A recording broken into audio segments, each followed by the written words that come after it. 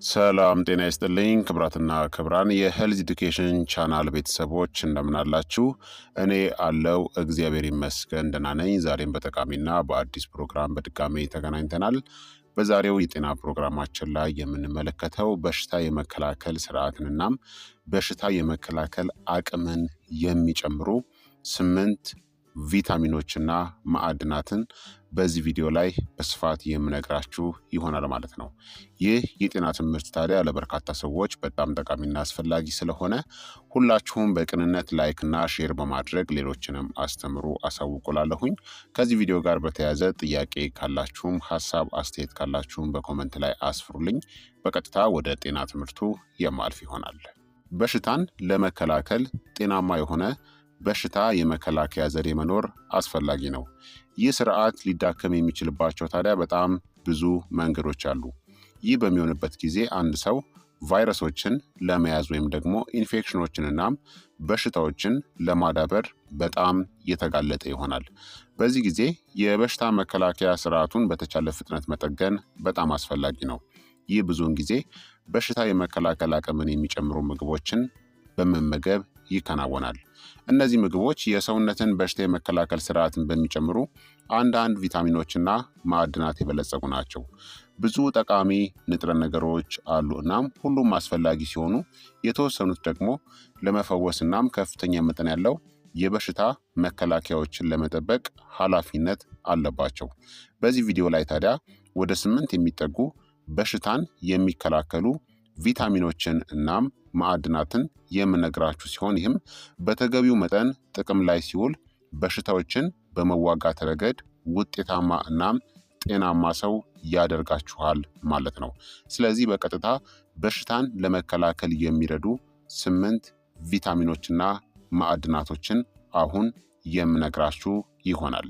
አንደኛ ሁላችሁም እንደምታውቁት ቪታሚን ሲ ነው።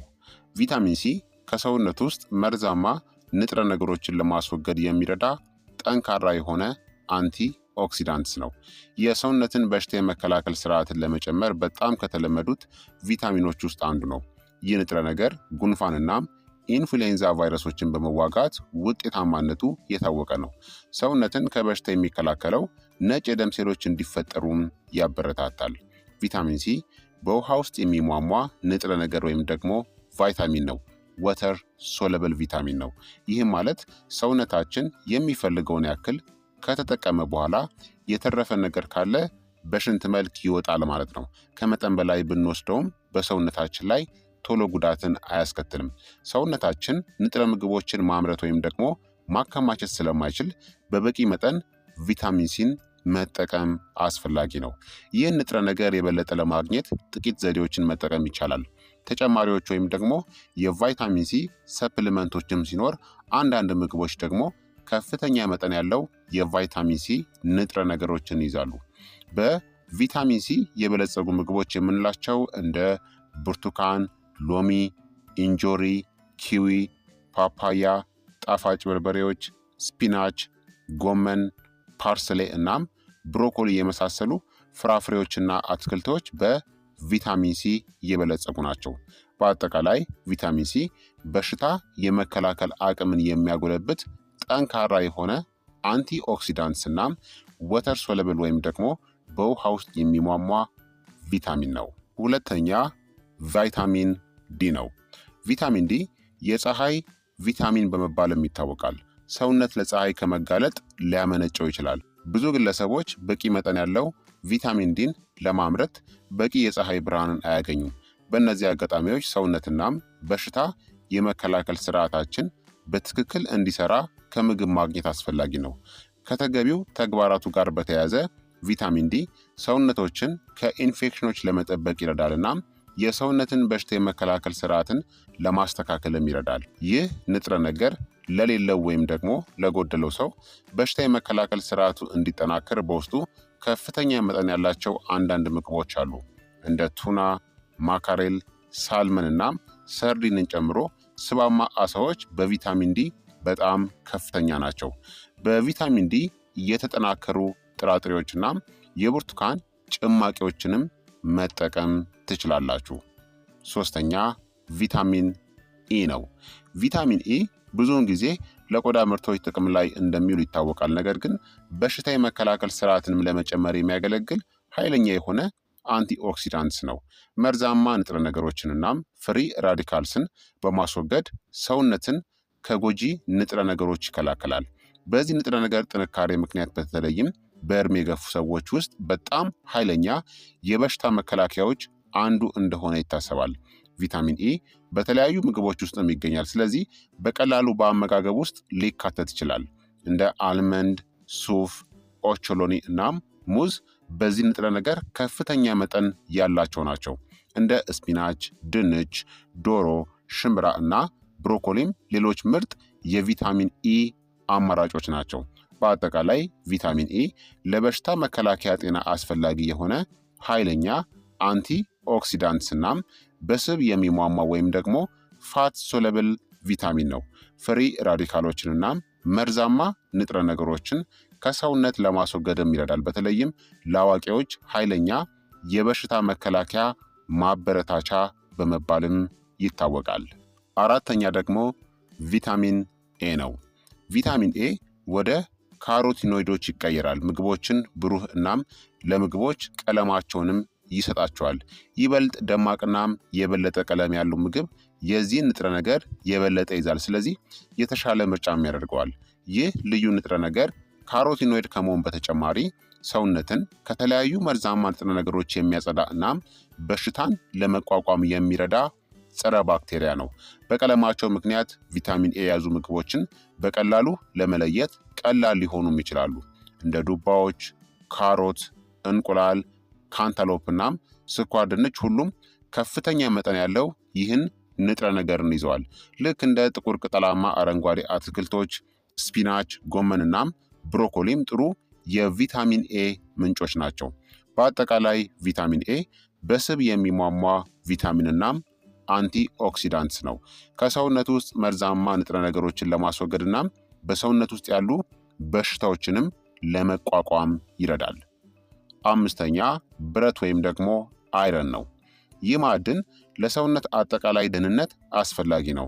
ብረት ወይም ደግሞ አይረን ሰውነታችንን ኦክስጅን ወደ ሴሎች እንዲያመጣ ያግዘዋል።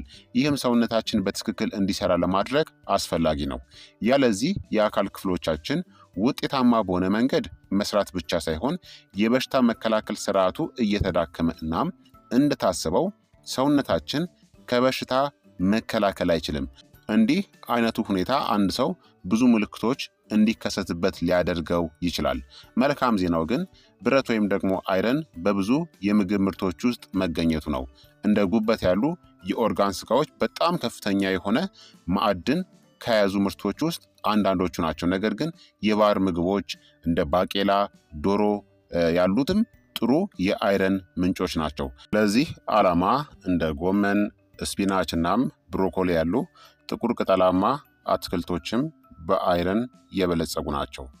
ስድስተኛ ዚንክ ነው። ዚንክ የሰውነትን በሽታ የመከላከል ስርዓትን ለማጠናከር ወሳኝ ነው። ነገር ግን እንደ ሌሎች ንጥረ ነገር ተመሳሳይ አይደለም። የበሽታ መከላከያዎችን የሚያጠናክር ቢሆንም ይህ ልዩ ማዕድን እብጠትን ለመከላከል እናም ይህን ምልክት ሊያስከትል የሚችለውን የበሽታ መከላከያ ምላሽን ለመቀነስም ያስፈልጋል። ከእነዚህ ባህሪያት ጋር ዚንክ ቁስሎችን ለመፈወስም ይረዳል። ባክቴሪያዎችን እናም ቫይረሶችን በቁስሎች ውስጥ ወደ ሰውነት እንዳይገቡ ለመከላከልም በጣም አስፈላጊ ነው። ይህ ንጥረ ነገር እንደ ዶሮ፣ ኦይስተር እናም ባቄላ ባሉ በርካታ ምግቦች ውስጥም ይገኛል። እርጎ እናም ሽምብራ ጥሩ የዚንክ የማዕድን ምንጮችም ናቸው።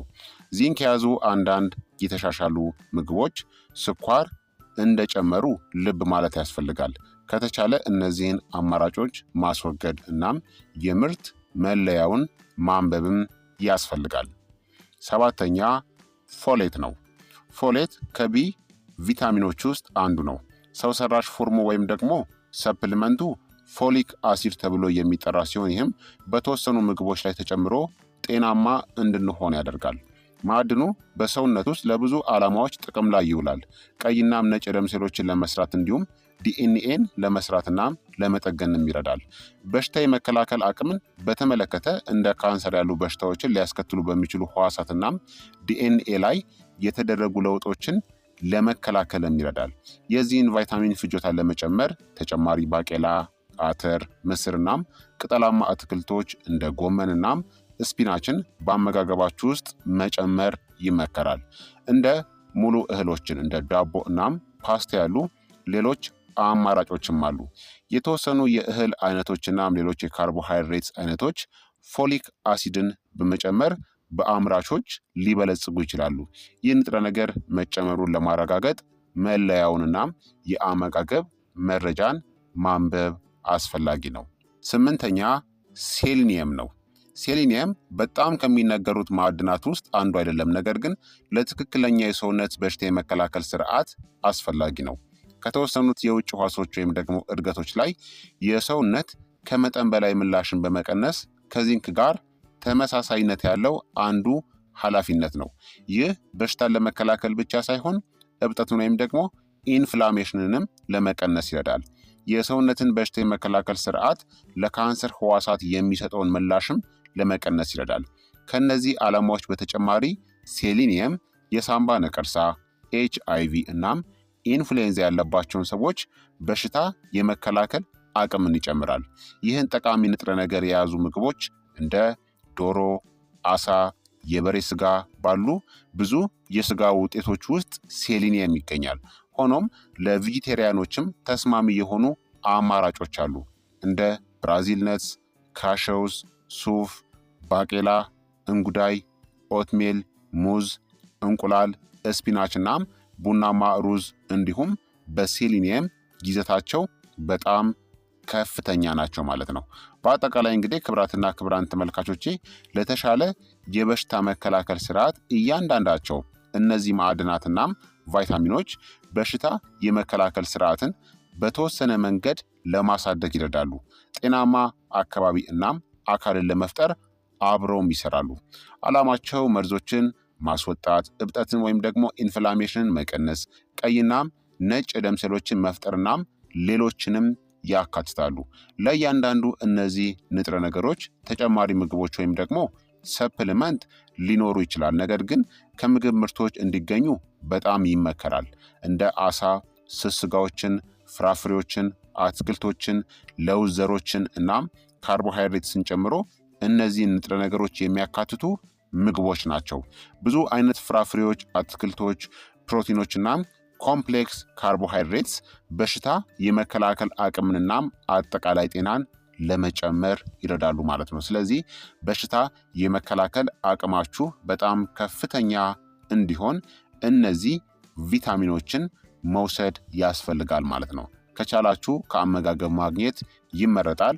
አንዳንድ ግን ከአመጋገብ ለማግኘት በጣም ከባድ የሆኑ እንደ ቫይታሚን ዲ ያሉ ቪታሚኖችን ግን ሐኪማችሁን በማማከር በቀን የሚያስፈልጋችሁን የቪታሚን መጠንን በሰፕሊመንት መልኩ መውሰድ ያስፈልጋል ማለት ነው።